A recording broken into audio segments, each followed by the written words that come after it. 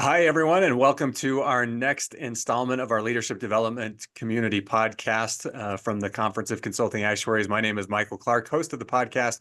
I'm a past president of the CCA, currently Chief Commercial Officer at Agilis based in Denver, Colorado. Today, we are doing something that we have not done before on our podcast. If you've listened to any of our other episodes, you've seen that we've generally talked to people that are more seasoned professionals in the actuarial world. But today, my guest is Bella Thiel. Bella is a recent graduate from UW-Madison with a degree in actuarial science, risk management, and insurance. She completed internships with AIG and Corebridge Financial, and she's about to start her first full-time out-of-college job as an actuarial analyst with Allstate. So very different than what we've done before, but I think you're going to find that Bella's got a really interesting perspective, and again, as we think about leadership development, I think there's going to be things for people to gain from our conversation today. So, Bella, welcome to the podcast. Thank you for having me, Michael. Yeah, absolutely. And a couple of other things I want people to get to know you a little bit here. So in addition to being a student of actuarial science and just recently graduating, Bella was a volunteer mentor for the Actuarial Foundation's Modeling the Future Challenge, in addition to being a math motivators tutor, which is awesome. We've had the Actuarial Foundation on our podcast before. They do some great programs. It's awesome to see somebody so young in their career already gravitating towards volunteering for the Actuarial Foundation and their programs. It's awesome. In addition to her work with the Actuarial Foundation, she also participated in the All Strings University Orchestra. What did you play, Bella? I played the violin. Violin, awesome. And actually, this is how I came across Bella in the first place. Bella has a YouTube channel where she posts videos about actuarial science from the student perspective, including exams, internships, and being a young professional. She has over 1,100 subscribers. One of her videos that I actually was just watching before we were recording today's episode has over 20,000 views, entitled "A Day in the Life of an Actuarial Science Intern at AIG." So, Bella, that's impressive, and appreciate the work you're doing there. Thank you so much. So let's start, Bella, with the question that you will get asked a lot if you haven't already. Why did you decide to become an actuary? Yes. So, like most people, I always liked math as a kid. And it was actually my sophomore year of high school. I was taking AP statistics, and my teacher just suggested actuarial science. I had never heard of it before. I thought it was like biology or something because of the word actuarial science. But he took us to a career day at a local insurance company where we got to job shadow some actuaries and learn more about the profession. And I just ended up loving the people there. I loved hearing what they were talking about, what they were working on. And they all shared some of the nerdy aspects of myself. So they loved playing chess, they said. They loved playing Sudoku. And I was like, oh my gosh, like I have a hard time finding people who love doing that. So these must be my people. So since then, I kind of just was like, this is my best guess at what I want to do with my life. And their career has like pretty much everything I'm looking for in a career. So I just have stuck with it. And in college, I've just fallen even more in love with the career because I've learned about all the different ways you can go with actuarial science. Like you can work on autonomous cars, you can work on cyber risk. There's so many different possibilities within actuarial science. No, that's excellent. And in addition to your coursework there at UW-Madison, you had I mentioned you had a couple of opportunities to do internships while you were in college. Mhm. What did you learn from those experiences? Because it's very different, right? What you learn, the theoretical aspects of things that you learn in college versus what you actually then do on a day-to-day basis as an actuary. So what did you learn from your experience as an intern? Yeah, I would say besides the technical skills that I learned, I was working in VBA in Excel and Alteryx, which were two programs that I had never worked in outside of school. Again, I found it so interesting how like vast the actual profession is. I actually ended up working for basically the same department for both of my internships, but two different companies because AIG used to have its life and retirement department, which is where I worked in my first internship. And then that department broke off into its own separate company called Corebridge Financial, and that's where I worked my second internship. So I was basically working for the same department in both my internships, but I was working on like completely different projects, different coding languages. And so again, it was just like really interesting to see how different of things you can work on as an actuary, which was interesting to see because like in school, we just learn about the math and you figure, oh, everyone probably uses this, right? But then you realize there are so many different things you could do as an actuary. No, that's awesome. Um, Talk to us. I want to go back to your experience volunteering for the Actuarial Foundation with the Modeling the Future Challenge and Math Motivators. I'd love for you to tell everybody a little bit about what your experience was with both of those programs, what you did, the what you saw as in terms of the value there, and yeah, would just like to get your perspective. Sure. So I tutored with math motivators throughout college, and that was a really fun experience because I got to work one on one with eighth grade students and help them develop their math skills and work through math problems. And I really liked doing that kind of volunteering because you could directly see the impact that you had, because you could see the students understanding what they were doing after working through some of the problems. You could see them starting to get those questions right. And so that was just like a really great experience to know that you're actually making a difference in students' lives and you're putting your math skills to use. And then for mentoring the future, modeling the future challenge, which again was with the Actual Foundation, I had never done that before. This was my first year doing it. And Nicole had reached out to me from the Actual Foundation and was like, you should do it. And I was like, but I'm not even an actuary. How can I do it? I'm just a student. What do I know? But basically, it was really fun. I ended up working with like 5 to 10 groups of students on their actuarial projects, which had to do with some very interesting topics. They worked on things from climate change to poverty to autonomous cars. They were trying to find solutions to all of these different, very modern actuarial problems. And so my role in that was to help with their modeling of whatever like mathematical models they were using and helping them to apply, insurance applications to their projects. So those were both really fun and really like great ways to see how I can make a difference and help these younger students.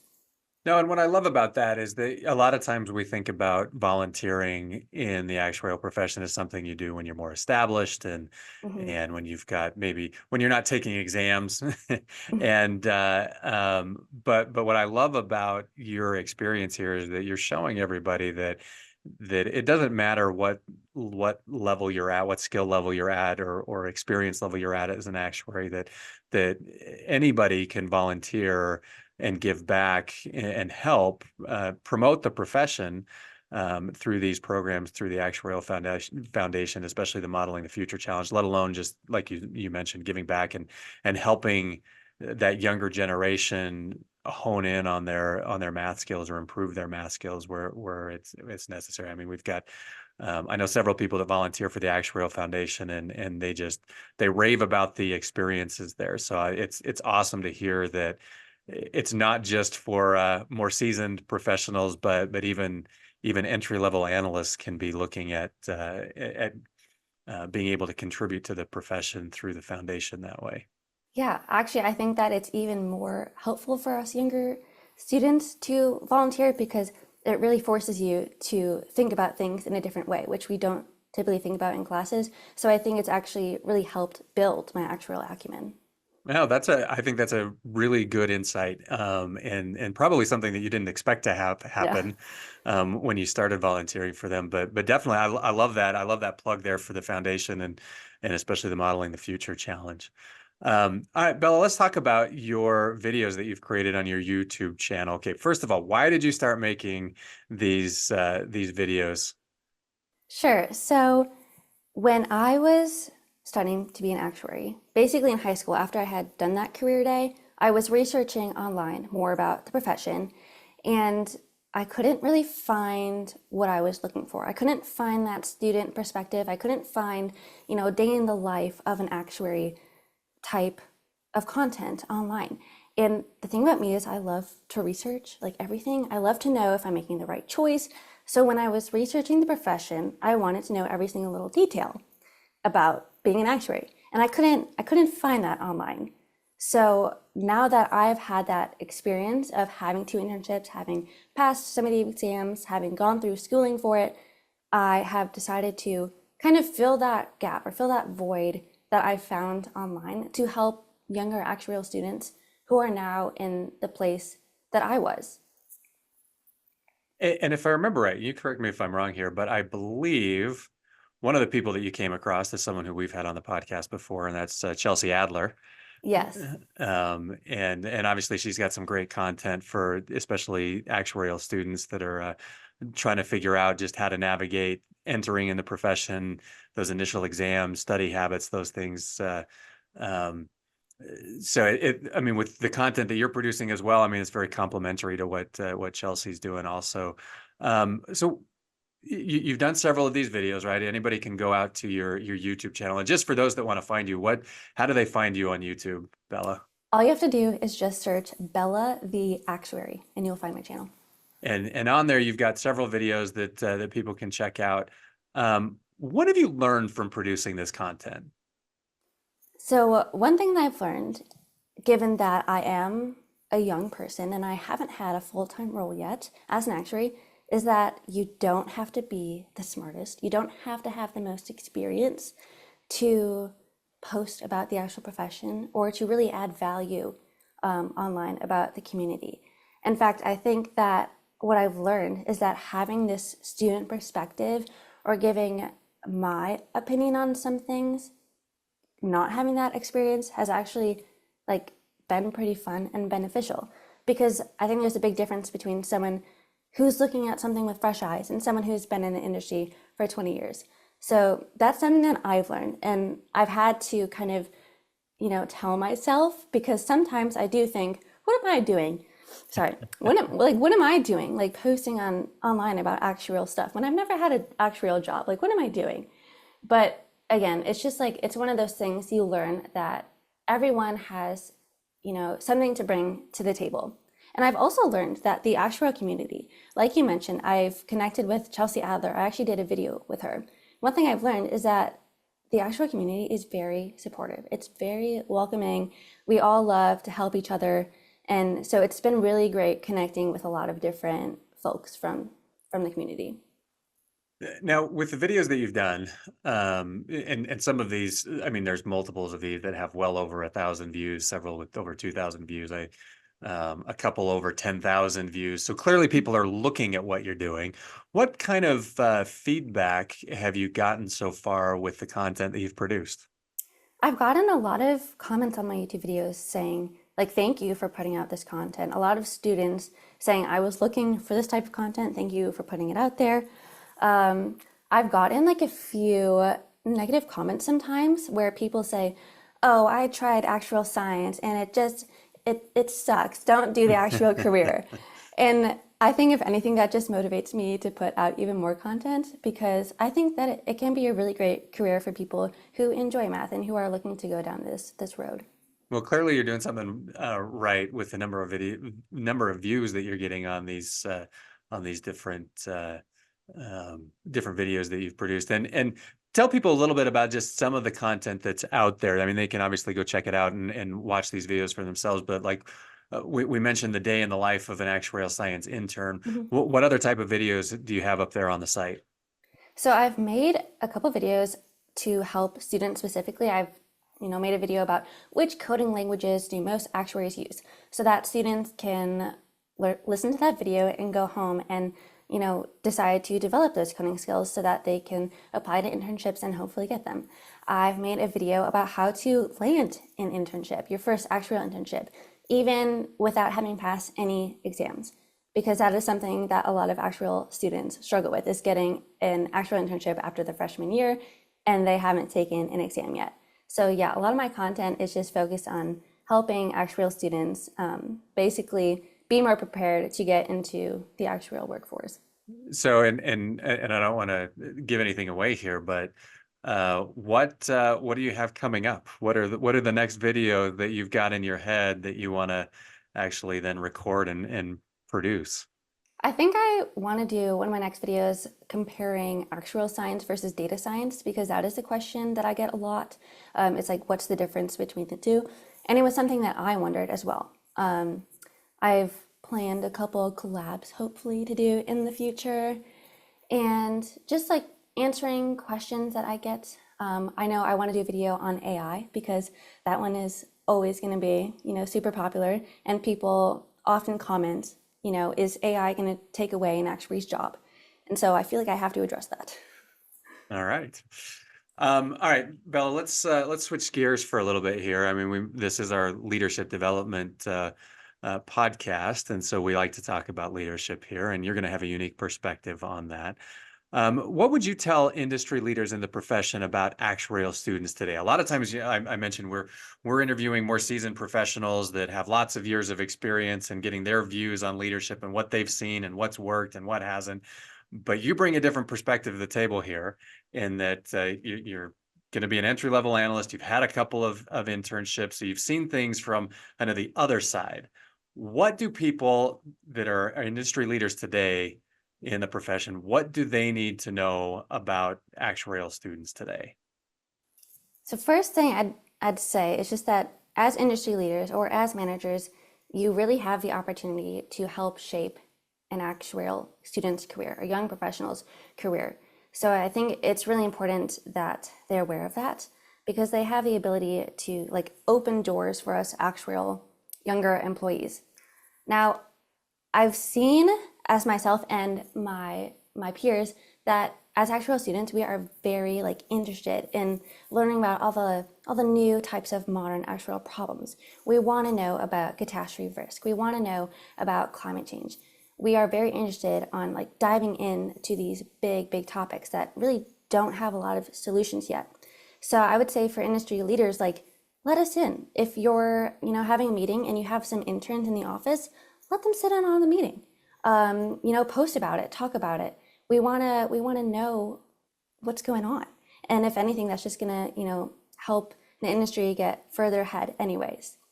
I'd also say that as actuarial students, we are getting much smarter. I mean, I thought that the fact that I passed 2 actuarial exams by my graduation of college, that I was like ahead of the curve. But now I think the average for actuarial students is graduating with 3 exams passed. So the bar just keeps getting raised. But my point with that is that because actuarial students are getting smarter, I think we've also become a lot more selective with the companies that we are choosing to work for. So as industry leaders in actuarial science, I really think it's important to take a look at your company and what is your company doing, because that is definitely something that we are looking at when we are applying to jobs, especially when it comes to like a company's culture, their benefits, such as mental health days, what is their environmental impact, what are they doing to help better the world. That is something that we are seriously looking at when we are applying to jobs. I think it's an interesting point, right? And I mean, these conversations come up. You see them in different discussion posts and in articles about just generational gaps and different generations understanding each other. And I think that's something that, especially when you look at Gen X and even millennials, looking at this current generation that's coming into the workforce and saying, I don't get these people. Like, this is not how I think. This is not how I would do things. So I think your insights there are very valuable, that understanding that what an entry-level candidate is potentially looking for is going to go beyond just the pay and the basic benefits that everyone, I think, typically expects, and goes towards company culture, goes to the ESG type things that you would look at, and the mental health piece of things, work-life balance, and it is a different world too, post pandemic, where more work is done hybrid or remote. I mean, I know you've experienced that. You mentioned it in your day in the life of an actuarial science intern, how even as an intern, you were working in a hybrid situation. You weren't going into the office all day. I mean, it presents some interesting dynamics that didn't exist even 5 years ago, let alone 20 years ago. Right, yeah. So, in your experience, what can managers do to specifically support and help their younger employees? You mentioned all these things, and let's just assume a company is checking all the boxes for someone, and someone like yourself said, "Yeah, that's a company that I would want to actually put in time and effort and be a part of." What can someone's manager do to support those younger employees as they start working for their company? I would say, like I mentioned before, keep in mind that managers have a really big role in helping to develop a young employee's career. So there's a number of things that I think that they can do. One of them is to encourage us to branch out, to try new things. You know, in the first few years of our career, there's so much opportunity. Like, encourage us to go try that random project that maybe no one else is taking up, just to see if you like it, just to see what you can add or what you can learn from that project. Encourage us to network, like encourage us to go to those company events, even if they're a little bit awkward, so that we can build those connections and we can get noticed in the company, because that's definitely important for career development. Also, be open to hearing our suggestions. I think when we come in, even as an intern, like, we have a lot of new ideas and we see things from a new perspective. So even if you don't end up implementing like our ideas, it's still important to like hear, oh, maybe that's something we could do, or just think about things in a different way. So be open to what we have to say, even though we don't really have much experience. There's always some kind of value to that. Also, I would say it's important for managers to really ask questions to their younger employees. A lot of times I think managers assume that things are going well for their younger employees if they don't speak up. But there's no harm in, specifically asking your employee or your intern, like, how are you doing? Like, how is this project going for you? Is there anything that I can do to help? What are your goals over the course of this internship or over the course of the next few years? How can I better support you? I think it's really important that managers are very aware of their impact and the support that they can give to their younger employees. Those I are think that, just, yeah. yeah, I was gonna say, I think that goes back to something you said too about what this current generation of entry level actuaries are looking for, and that there is an element of that mental health um, wellness that managers really need to become attuned with to be able to have those discussions, be open and inviting to say, hey, help me understand, how are you doing? Mm-hmm. Yeah. That maybe it maybe goes against the grain of what people have learned or experienced themselves from other generations of mentors that they've had or managers that they've had. But being able to foster those environments, create those cultures where someone knows that, hey, there's somebody actually that cares more than just the output that I'm producing for the company, but actually cares about me as an individual. Yeah, I agree. That's so important. And speaking of mentors, I would encourage any industry leaders to send out that invitation to their younger employees, letting them know that they are there as a resource. Because I found, and like my peers have found, that it's hard to establish that kind of like mentor-mentee relationship. So if you're open to helping those employees, like, let them know and offer to like help them. No, I think that's great advice, and it a lot of times it does have to come from the top down there, and knowing that generation of new entry level actuaries is looking for that, I think should hopefully help people understand that, oh no, that's something that I can do. I can reach out. I can Mhm. offer that support and that mentorship. No, I think that's great. So Bella, thinking about people that you consider to be successful leaders, what traits do they have? How do they demonstrate their leadership? Like, what's your experience been so far? I think the leaders that I look up to are people who are very authentic and genuine, who are, open about any like struggles that they face, that they've failed some exams. I think that is very relatable.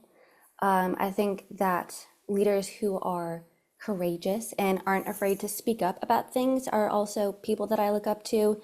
People who are very passionate about their work, especially actuaries. If they're very passionate about like developing whatever projects they're working on, that is something that I look up to. One of the people that I look up to actually is Chelsea, who we mentioned before. I think she embodies a lot of these qualities. And, I think LinkedIn is a great place to kind of find people who you can look up to. So if any like actuarial students are wondering like where to find actuarial mentors or actuarial people to look up to, LinkedIn is a great place to go to.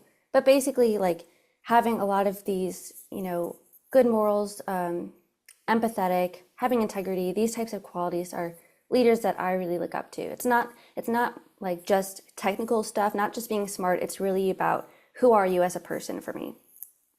So when you think about some of your role models when it comes to leadership, how have you tried to emulate their examples? I mean, you just listed off a lot of great qualities and characteristics that you think make people successful leaders. So, and you mentioned Chelsea as well. Like, who are some people though that when you think about leadership, they're like, yeah, these are the people that I want to try to be like, and this is how I'm trying to be like them. Hmm. I don't know if I can name like a specific like action or actions that I'm doing. I think I just try to live by those principles every day. Being honest in my YouTube videos, I've been very open that my first two actual exams I failed on the first try. And maybe that's not something that everybody's just gonna go out there and say, but I think that's very relatable and most people do. So just trying to like live by those principles is probably the biggest thing for me. All right, Bella. So last question for you. How do you lead? Here you are, just graduated from college, about to start your first full-time job as an actuarial analyst.